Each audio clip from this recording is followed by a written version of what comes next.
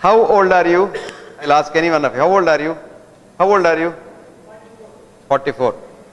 How old are you? 46. How old are you? 73. No, this is not your age. Which means you don't know biology. You have forgotten your biology. You are only 6 months old on a given day. Because every 6 months you have a new body. Every cell is new. Even poets knew that. Auden so beautifully wrote, no man can get into the same river twice. Go home and think about it. What you are saying is your chronological age. Now every cell in your body is new at the end of 6 months. But your mind, that is your thought process, your consciousness, keeps telling that new cell, I am 74 years old, I am 73 years old, I am 46 years old, I am 28 years old.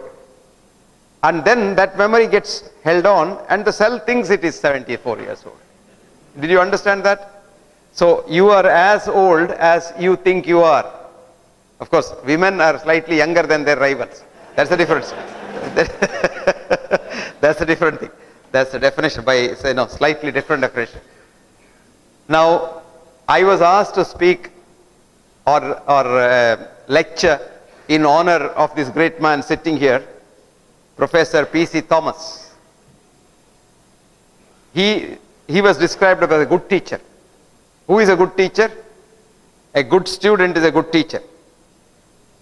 A good teacher is not one who comes to the class and verbatim repeats what is in the book onto the student's notebook without letting the student think, and he of course doesn't think. That's a menace of a teacher. I call them as banking system teachers. But the true teacher is a midwife. What does a midwife do? She stands by the side of a pregnant mother in pain, coaxing her, cajoling her, empathizing with her, sympathizing with her, provoking her. Who delivers?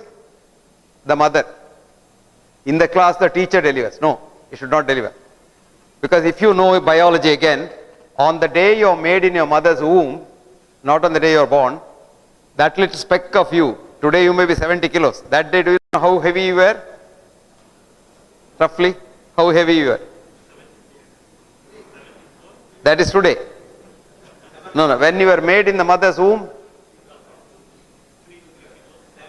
you were a zygote. Zygote, zygote is a combination of a mother's ovum with the father's spermatozoon, a speck of protein which weighed 0.000000000000001 gram. I'm not joking, I'm seriously telling you. But that one speck of protein knows and knew all about this universe, posteriori and priori. Because there are no two zygotes alike in this universe. If you want to be unique, you should know everything else. Supposing you want to come here with a white shirt and you don't want others to wear a white shirt, you are a unique white shirt man, you should know what shirts and trousers the others are wearing. So that is why the thinker said, no man or a woman can teach any man or a woman what he or she already does not know. So what is education? Educe, E-D-U-C-E in Latin means bring out, deliver. So you deliver the best in man. So education or teaching is trying to get the best out of the student. And that is a good teacher. That is why P.C. Thomas is a good teacher. And he is 73, but he will not die. Do you know why? Because he loves the younger generation and wants to do good to others. Did you get that? Because you are here for others' sake. Now I'll take you a little further in biology. Fish biology also is the same. Biology does not have a science. Did you know that? You all thought it's very scientific. You're talking of science. I've written papers. I'm a PhD and I saw some papers there I was reading.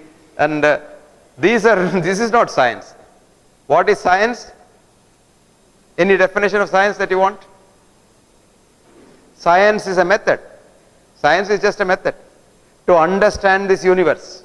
Whether it is a fish universe, man universe, leg universe or whatever universe. And we don't have a science for the simple reason that we have been following the wrong science of biology, physics and chemistry all these years ever since All these things became so-called sciences in the 12th century when European churches became universities. And at that time, everybody thought they are the, but science changed completely in 1925. Does anyone know why science changed in 1925? No. The conventional sciences started probably in the 17th century with a boy called René Descartes, who thought the thinking part of man is different from the other part of the body. Cogito ergo sum. So he said, res cogitans, the thinking part, res extensa, the other parts. Cut off. He cut the body from the mind. So we started with reductionism. Today you don't look at the fish as a whole. You look at the fish, one cell of the fish or one leg of the fish, and then study that. That is not the whole fish. And you would be surprised. Fish has a consciousness. Fascinating consciousness. Fish knows what to do. A fish born in Mangalore can go to New York if nobody catches it. But it will come back to Mangalore to die if nobody kills it. Because fish has a fascinating piezoelectric crystal in its eye. And it is from there we understood in so-called science the ultrasound sonography. Sound, supposing I talk, sound goes in every direction. But ultrasound goes only in straight line. And when it goes and hits the wall, it comes back. This is called the ultrasound philosophy, which was learned from fishes by the Navy of Germany in the Second World War. And the naval sonar was developed on the fish eye pattern with the piezoelectric crystal, which vibrates and then throws the ultrasound. And the ultrasound goes and catches the enemy submarine, comes back. Then they know exactly where the enemy submarine is, you can bombard it. From that data, we have now got medical ultrasonography. You are pregnant, we will put that thing on your tummy and say your fetus is male or female, has legs or no legs, or head or one head or two heads and things like that. Or we put it in the heart and say how big or how small is the heart. Most of this is only shadow study, studying the shadows. Shadow is not the man.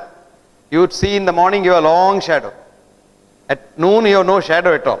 Evening you have again long shadow. So you are not three human beings, you are only one human being. But we doctors depend on the shadows and treat patients. We don't treat the human beings, we treat the reports. This is where science has come now. Now what is then science then? The true science is trying to understand this universe, which the understanding has changed now.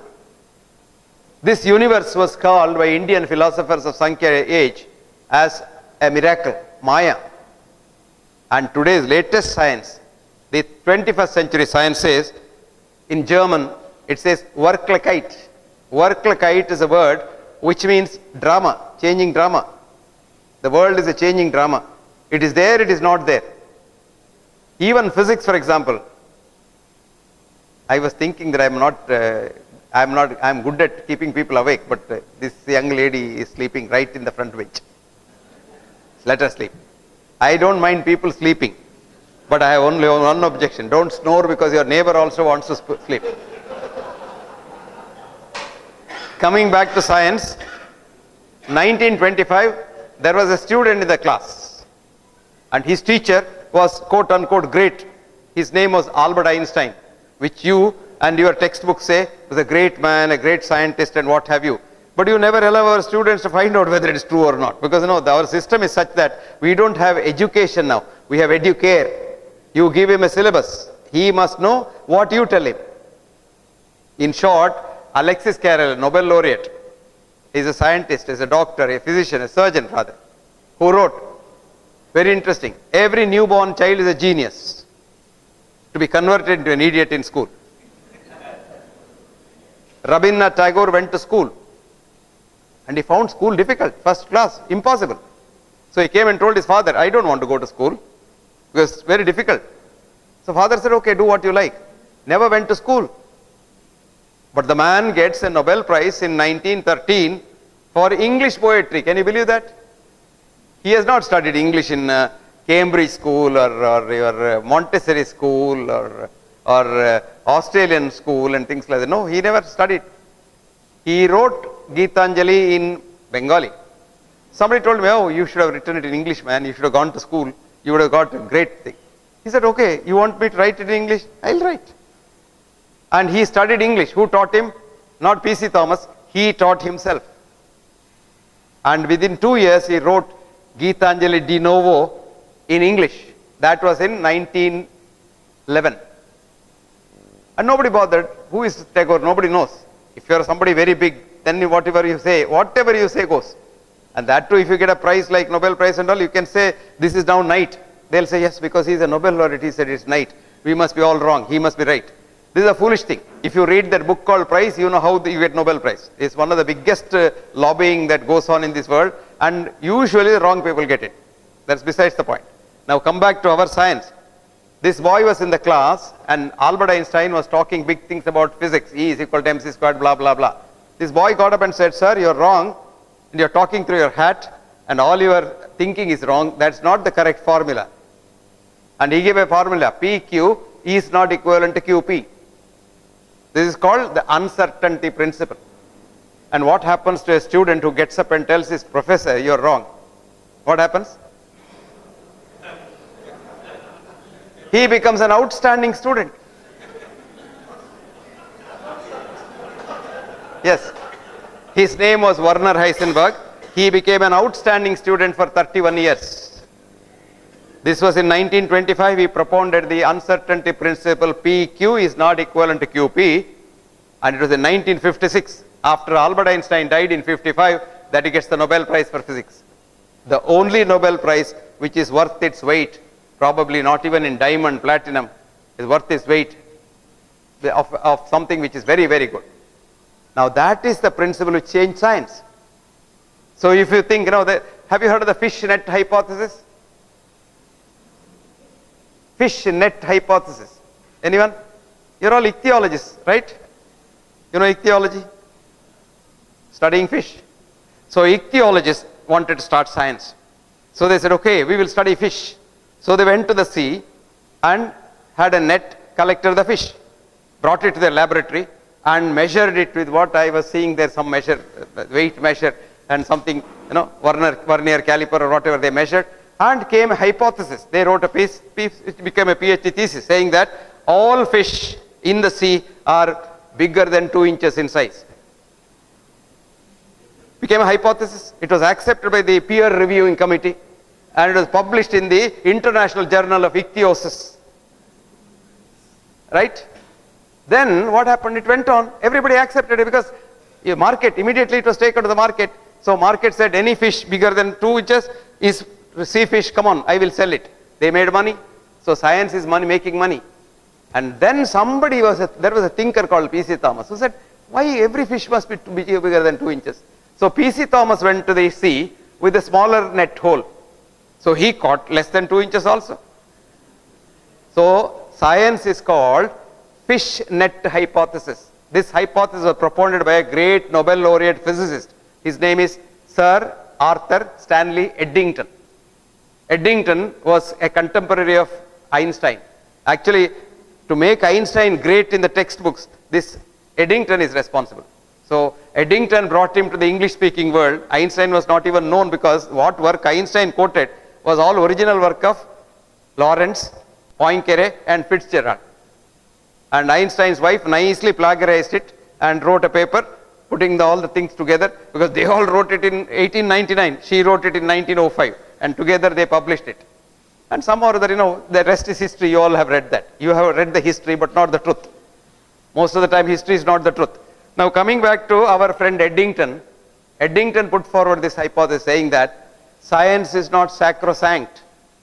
Science cannot really answer any question. Certain questions science can never answer.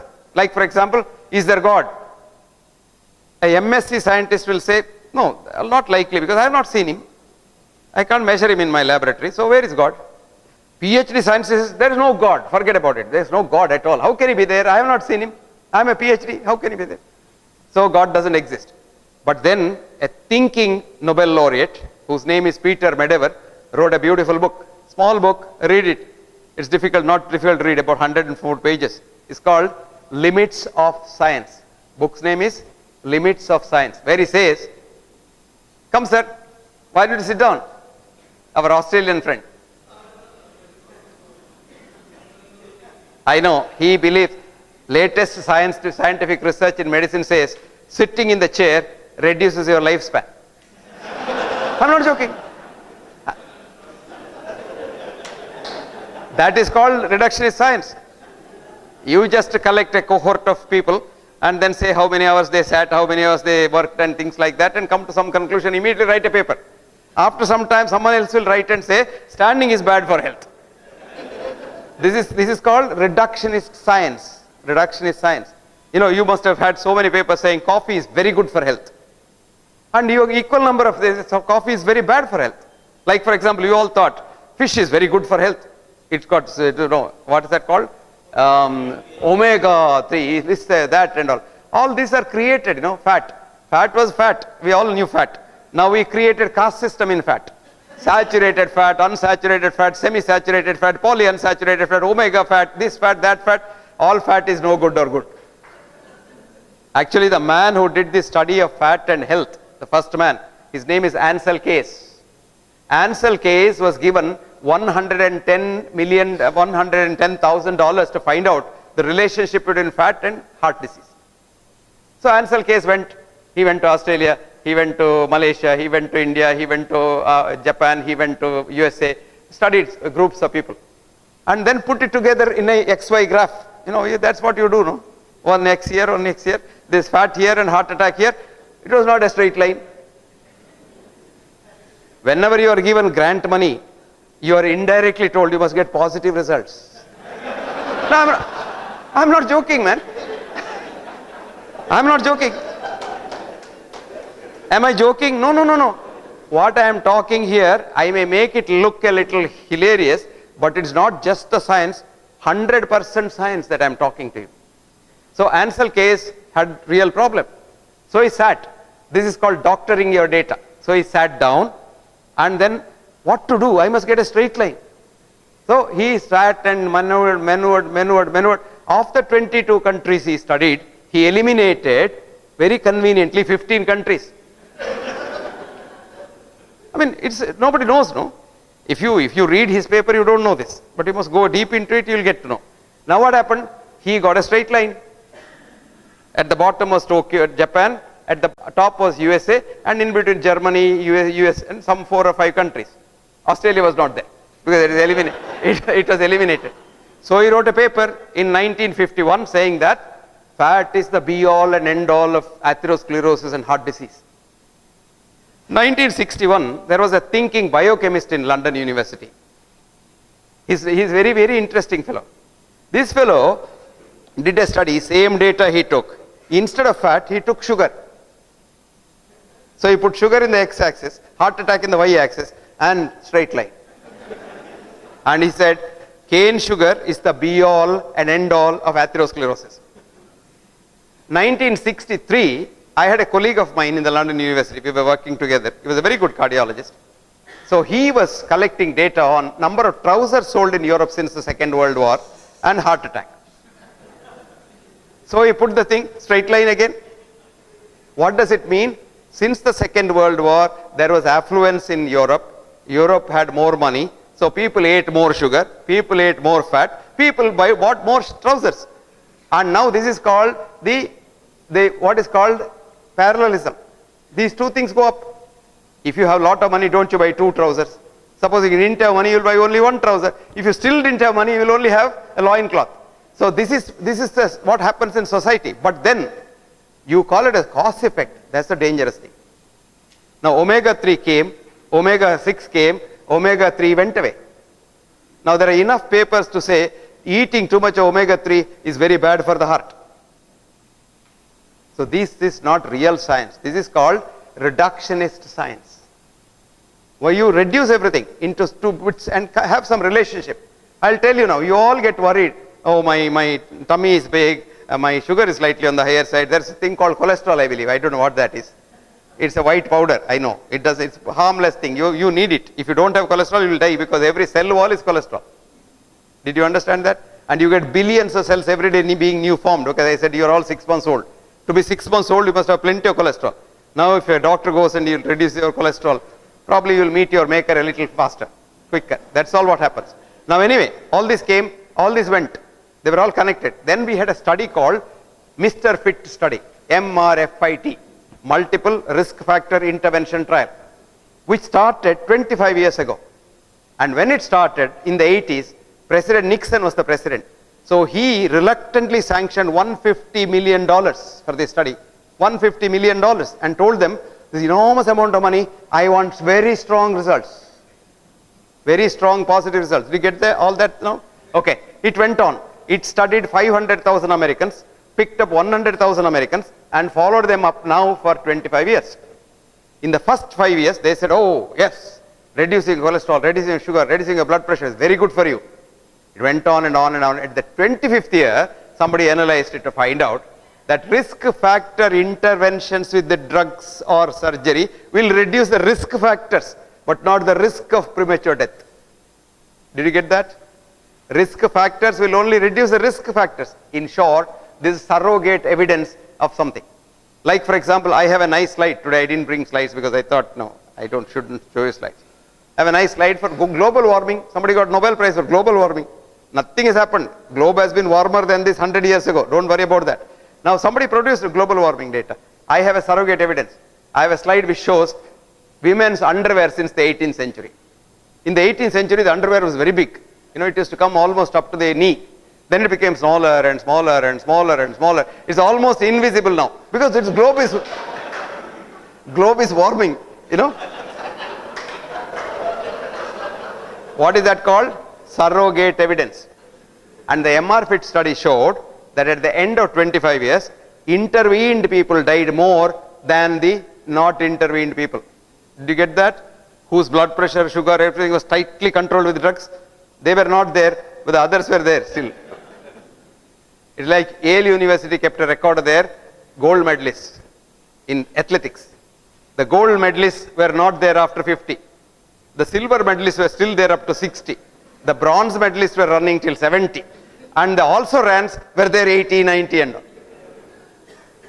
You will be surprised, a study was done in French nursing homes. Nursing homes in there doesn't mean in the Indian concept of nursing home. Nursing home is old age home. And there were ladies 80, 90 years old. They had cholesterol 800, 900 and all. So the study said, if you have very high cholesterol, you live long. Which is true actually, which is true. So friends, this is a science that we are talking about. That's called the science of fish net hypothesis. So Peter Medawar wrote, science cannot answer questions because science is not holistic. Science is not designed to answer such questions. Science can say, how big is the fish? Why is the fish in the sea? Why is some fish not in the sea? Why are some fishes in the river? Science doesn't answer. Where is God? Science doesn't answer. So he says, science is only designed for a particular purpose. Like for example, railway engine is designed to run on a railway track. Supposing you go and say, I want this railway engine to fly like a plane, it can't do. So a question is, can science answer God? No, because it can't. It's not designed to answer God. So science, don't think science is the end of everything. Actually, I would recommend you a good book. It's called Against Method. What's the book's name? Against Method. Our professor from Bombay must read this. Because he is teaching science. So, Against Method. This is written by a man called Peter Feyerabend. F-E-Y-E-R-B-E-N-D. Otherwise, he'll make a mistake in the spelling. F-E-Y-E-R-B-E-N-D. Feyerabend, Paul, he was the professor of science philosophy in the London School of Economics. It's one of the famous schools, and there science philosophy is a very big department. It was dominated for about 30 years by a great thinker called Karl Popper. Have you heard of Popper? P-O-P-P-E-R? Karl Popper dominated London School of Economics for 30 years, followed by his student Feyerabend. And Feyerabend so beautifully writes, he says, all the ills of the 21st century world are due to the so-called science's superiority, supremacy over all other whites of human thinking. Today you think anything is scientific. What is scientific? Going to moon is scientific, right? Right? Right. Of course, we didn't go to moon. We went to Mars. That doesn't matter. That's because PQ is not equivalent to QP. 2 into 3 may be 6, but 3 into 2 need not be 6 in real science. But you teach the student 2 into 3 is 6, 3 into 2 also is 6. That's called absolutist mind. We develop a student of an absolutist mind, one track mind, like a tunnel vision, like a horse. What we need is a multivistic mind. You have to take all things into consideration. Even that is no good. There are some schools which teach you multivistic school, but not enough. The real wisdom is you must have wisdom. That is, you take absolutist, multivitist, and think yourself and then come up with your own solution. That's called wisdom. So friends, knowledge is not wisdom. Knowledge dwells in heads replete with thoughts of other men, but wisdom dwells in heads attentive to their own. Knowledge is so proud, I know so much. No, I am a PhD, I am this, I am MD, but wisdom says, I don't know much. Wisdom is so humble because it knows no more. Knowledge and wisdom, far from being one, have nothing in common at all. The wiser you are, the humbler you become. And that's Indian education. Indian education says, Vidya dadati vinayaha. You become humbler and humbler. The humbler you are, more educated you are. But today, education gives you arrogance. Degree. This all the Western thoughts, we are taking it and fully imbibing it and saying that's the right way to do it. No, there are other ways to do it also. So coming back to our point, fish for health. I am supposed to talk on health. Now I have defined fish, now I have to define health. Then only I can say, well, what is for what. What is health? What's your idea of health? You have all heard. This thing of the WHO. It's absence of physical, mental, spiritual, environmental, this, that, all kinds of absence of this. No disease at all is called health. No, there is no human being from birth to death who has no disease. If I now scan all of you for a cancer cell, each one of us, including me, will have not one cancer, at least about 10 cancers to 100 cancers. But they don't become cancer disease. They are cancer cells. Today what do? Get every woman, take a cervical smear and say, oh, dysplastic cell. This may become a cancer. This is called predicting the unpredictable linearly. Did you understand? Linearity doesn't work in science, in universe. Universe is non-linear. How can you linearly predict? You can have a cancer cell in the cervix and the woman can live 100 years. You may not have a cancer cell in the cervix. The woman may come down with a very bad cancer in 1 year. Both are possible. And this is possible because the predictions of the future are not scientifically correct. Why go that far? Take your weather prediction. You think it is very scientific, no? Mangalore is supposed to have rains today. Did you see yesterday's prediction? Go out and see whether it's raining. It won't rain. Kobe in Japan had the best supercomputer. But before that huge thing, an earthquake happened in Kobe which killed thousands of people. Even seconds before that, the nearest meteorological laboratory had no inkling into that. If you really want to know how you can't predict the future, please write down. You're writing one? Right. Predicting the unpredictable future. Predicting the unpredictable future. Did you write that? The author's name is Firth, William Firth. Firth, F-I-R-T-H-W-J. And the journal is, this you can get free on the internet. Journal is called British Medical Journal, B-E-M-J. Got it? Year is 1991. Now Vancouver system you follow, I saw outside. So semicolon 303 colon 1568. Go and see. Now what does it show?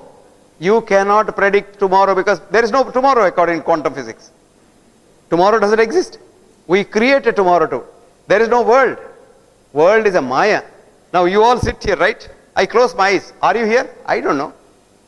As long as my eye is open and my retina is okay and photons come from you and hit my retina, you are alive.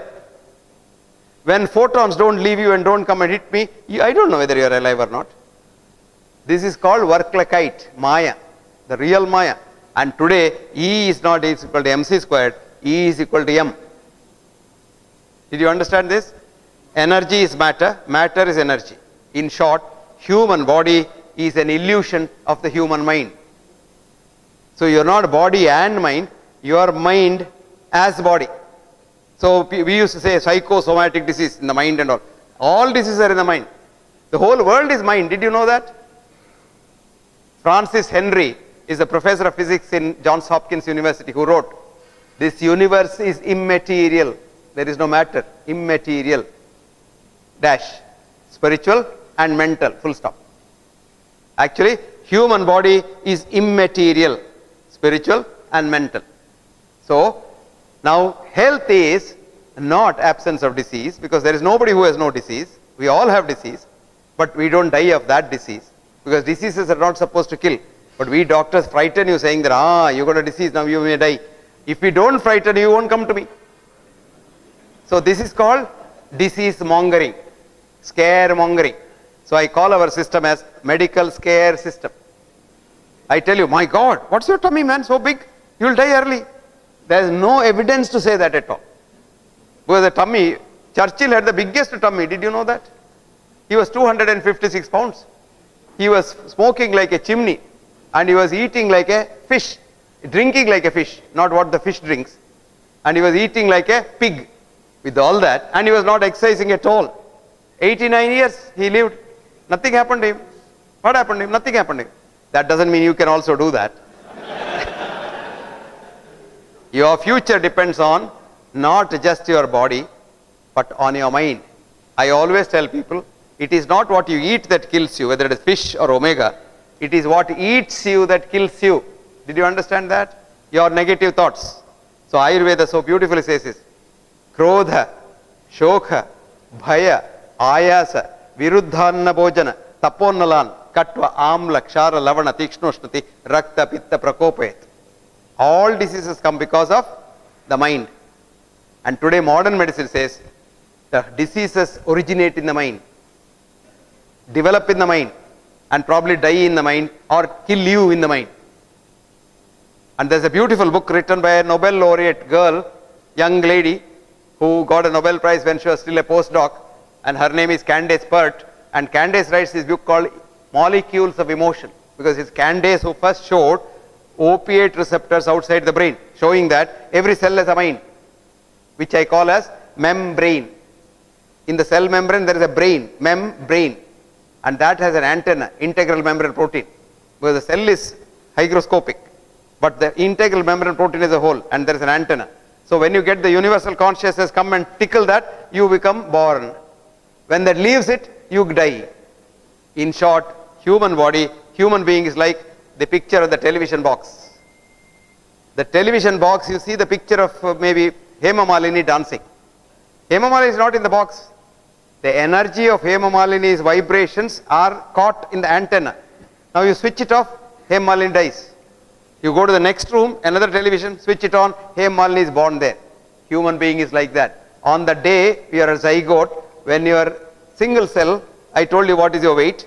The antenna gets the universal consciousness, which gives you all the information in the world. You are born. The day it leaves, you are dead. In short, this body is not, you are not inside this body.